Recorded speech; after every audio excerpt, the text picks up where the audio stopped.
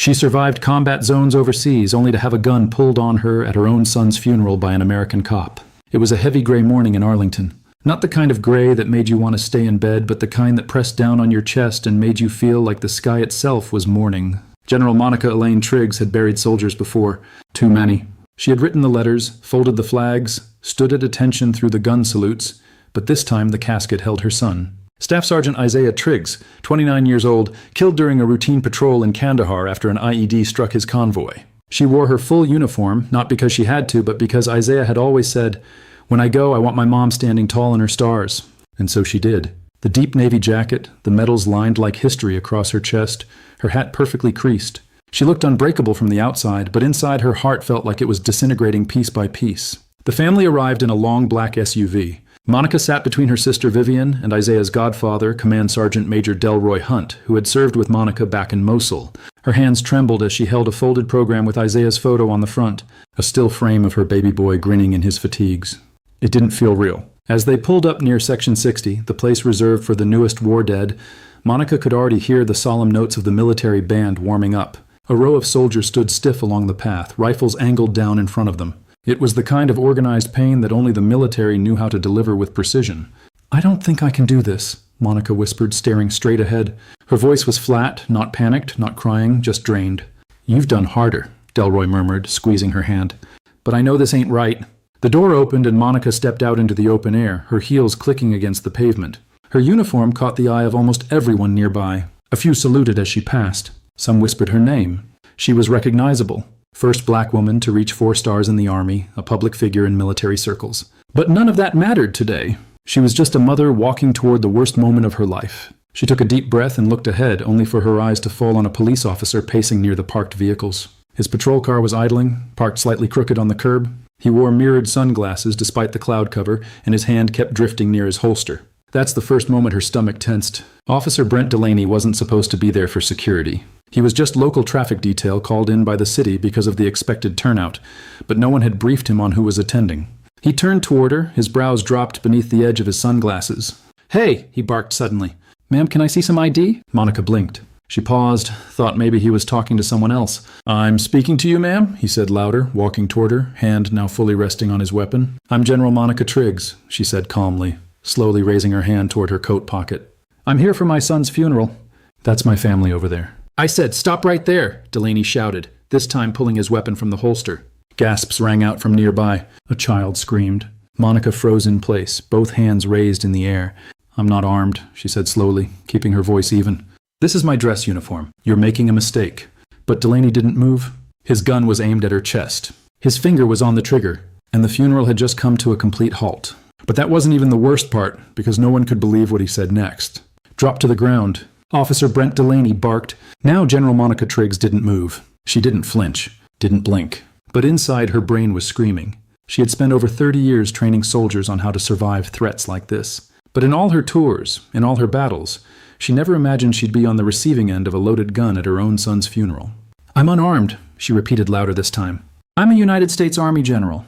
"You're pointing a weapon at a mother on the worst day of her life." "I don't care what kind of costume you're wearing," Delaney snapped. "I said get on the ground before I drop you." Delroy, Isaiah's godfather, stepped forward fast. "Sir, that's General Monica Triggs. You're about to make the worst mistake of your life. Put the weapon down." "Back off!" Delaney screamed, swinging the gun toward Delroy. Several attendees gasped. A soldier on the honor detail took one step forward, but a superior officer motioned for him to stay still. Nobody wanted to escalate it further, but no one could believe what they were watching. The gun hadn't just been pulled.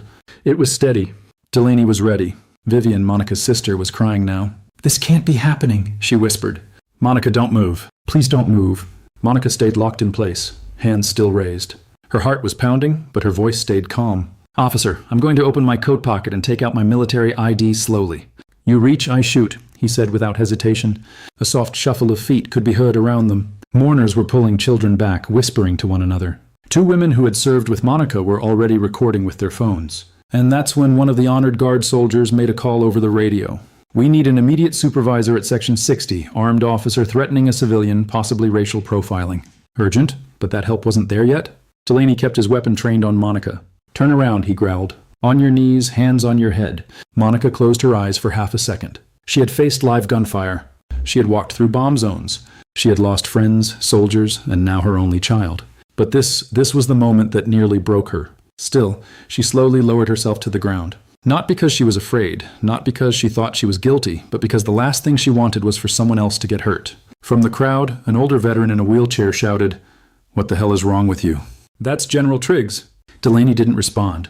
He was locked in his own world, tunnel vision. His lip curled, his hand didn't shake. "Somebody tackle that man!" Someone yelled from the crowd, but Monica raised her hand just slightly, enough to signal no. She didn't want it to turn into a bloodbath. That's when a different officer came running down the road. Lieutenant Serena Keogh, who had been coordinating traffic near the entrance gate, she saw the scene from 40 yards out and sprinted full speed toward them. "Delaney, holster your weapon now," she shouted. Delaney didn't move. "I said holster it." "That's General Triggs." Keogh was almost in his face now, but he still didn't lower the gun. So Keogh shoved his arm upward with both hands and knocked the weapon clean out of his grip. It clattered onto the pavement. Delaney staggered back, confused, flustered, then reached for it again. Keogh grabbed his arm and twisted it behind his back. "You're done. You're done," she said through her teeth. Two nearby officers helped restrain him, finally dragging him off to the side. Monica was still kneeling, both hands on her head. Someone rushed to her. Sergeant Diane Knowles, who had served under Monica during a deployment in Romani. She helped her up gently. "Ma'am, it's okay now." "We've got you." Monica stood slowly. Her knees felt like they were made of stone. She looked around at the sea of stunned faces, the silence, the tears, the children clinging to their parents, the casket still waiting to be lowered. Her son's final moment destroyed.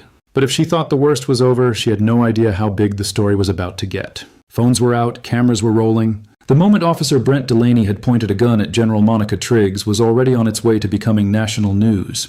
And it hadn't even been an hour. The funeral was supposed to start at 10 a.m. By 10:06, the cemetery was flooded with law enforcement, military personnel, and reporters rushing past security gates. But the crowd, they weren't just spectators. These were people who had come to bury a soldier. Friends of Isaiah, fellow troops, families, black, white, Latino, Asian, it didn't matter. They had seen something that didn't just break the moment. It shattered something deeper. And nobody could get the image out of their head. A mother in uniform kneeling on the ground while a police officer aimed a loaded gun at her face. Monica was helped into a nearby tent for privacy.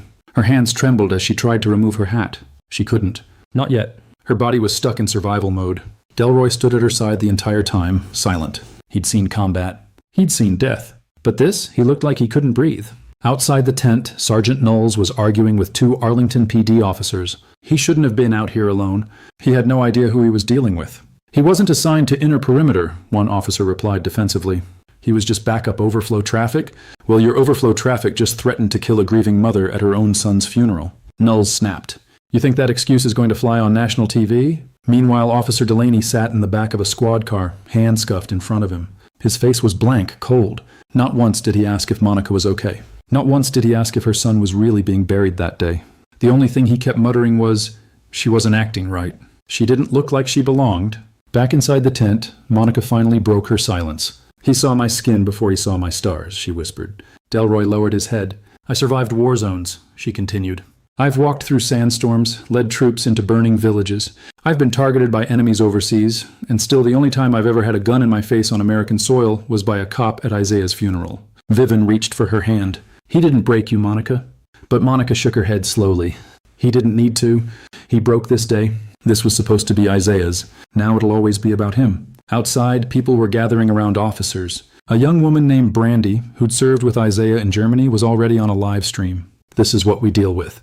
You could be a general, a mother in uniform at your own son's funeral, and they still look at you like a threat, like you don't belong. I watched that man pull a gun on someone I'd take orders from without question. She wasn't dangerous. She was grieving." Within an hour, the live stream hit 2.3 million views. By lunchtime, a dozen national outlets were requesting statements from the Department of Defense, the Arlington Police Department, and Monica herself.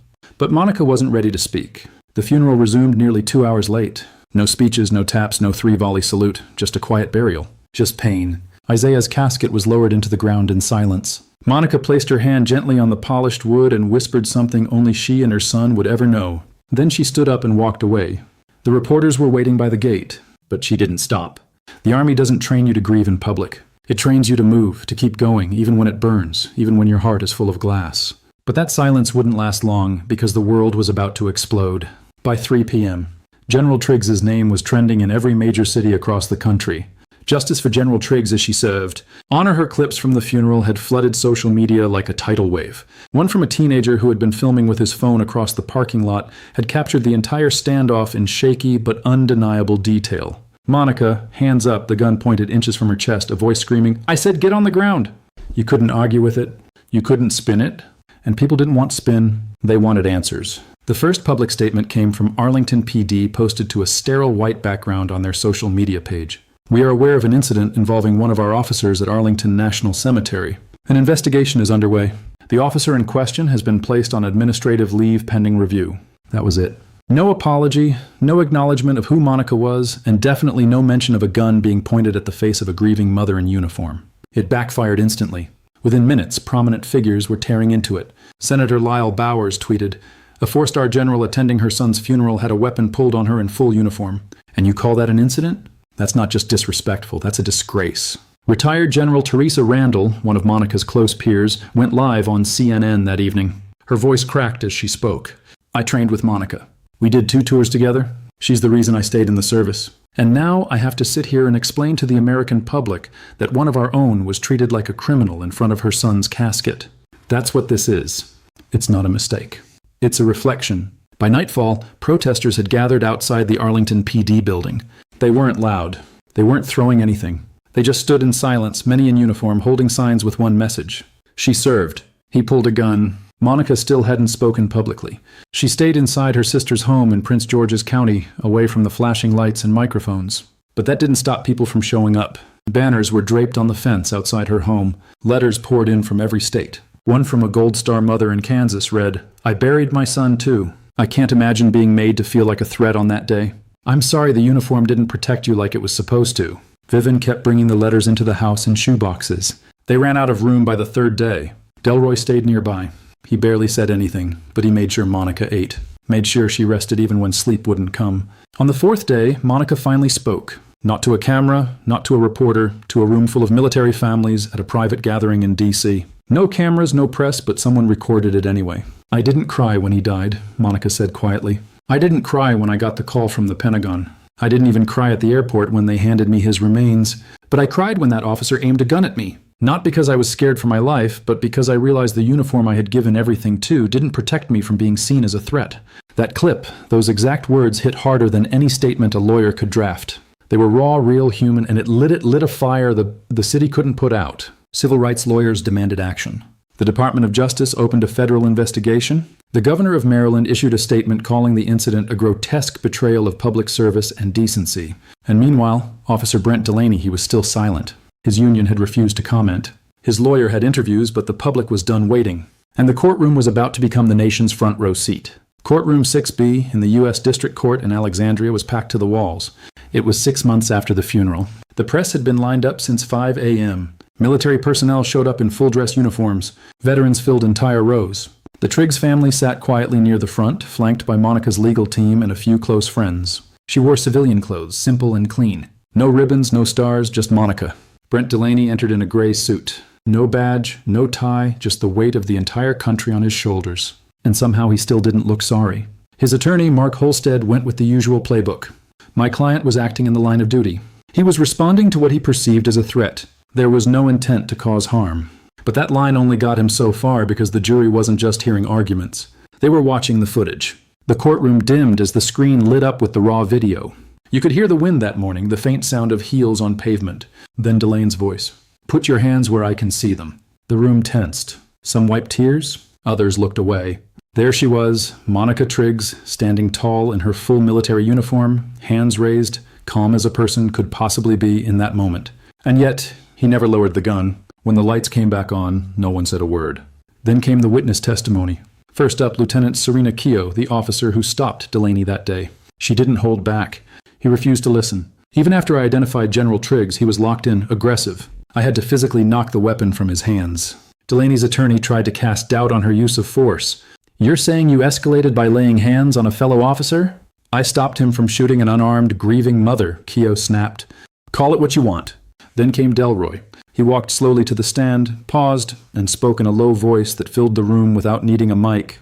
"I've seen enemy fire. I have lost good men to chaos. But I've never felt more helpless than that moment watching someone point a gun at Monica. She didn't panic. She didn't shout. She stood there like the damn soldier she is. And he looked at her like she was nothing. Then came the bombshell internal affairs records. The prosecutor revealed that Brent Delaney had 9 previous complaints for excessive force. 3 were dismissed. 6 were inconclusive.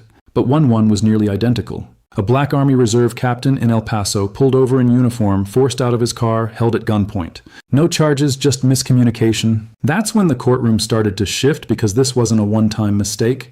This was a pattern. The prosecution showed a photo of Isaiah Triggs on the screen, smiling, uniform, bronze star pinned to his chest. General Triggs came to bury her only child. The prosecutor said she had every reason to expect honor, respect, dignity. Instead, she faced what no mother, no officer, no human being should ever face. A weapon aimed at her heart, not for what she did, but for what he saw when he looked at her. In the gallery, people cried openly. Monica, she didn't flinch. Her hands were folded tightly in her lap. Then it was her turn to speak. She stood in front of the jury, not to rage, not to beg, but to tell the truth. "I didn't come here for revenge," she said. "I came here for accountability. I don't want to see another soldier's mother kneel in fear. I don't want another officer excused for seeing danger where there is none." She paused, locking eyes with Delaney. "I'm not a symbol. I'm a mother, and my son never got the funeral he deserved because of you." Delaney looked down. For the first time in the entire trial, he looked like he might actually feel something. The jury deliberated for 4 hours. The verdict? Guilty on all counts. Aggravated assault with a deadly weapon. Civil rights violation under color of law. Abuse of authority. The judge didn't hesitate. "Brent Delaney, you are hereby sentenced to life in federal prison without the possibility of parole." There was no applause, just silence. Heavy, sharp. Then the judge looked at Monica. "I hope this courtroom sends a message not just to law enforcement but to the country." But for Monica, the real message wasn't in the verdict. It was in what she said next. After the verdict, reporters rushed to the courthouse steps. Microphones hovered like flies. The questions came rapid, sharp, and loud. "General Triggs, how do you feel about the sentence? Do you believe justice was served?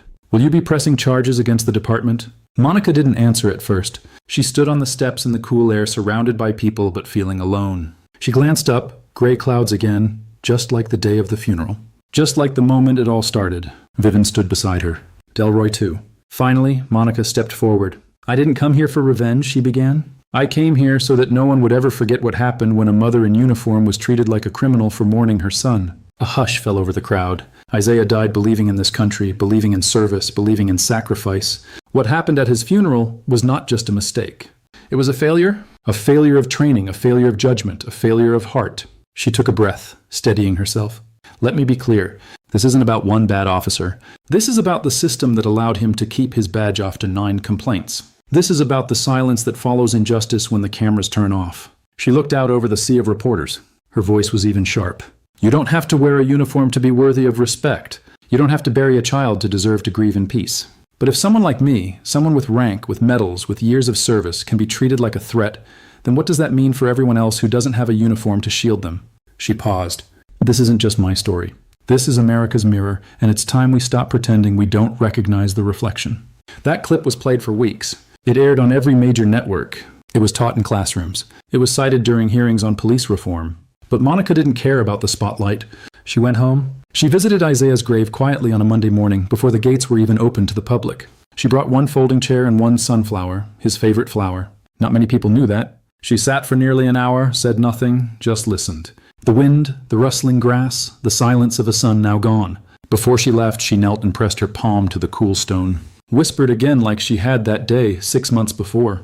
"I did what I had to do." And she stood up. Not because she was healed, not because she was whole, but because that's what strength looks like when the world is still watching. Because this story isn't just about pain. It's about standing up in the middle of it and speaking. Anyway, if this story moved you, don't let it stop here.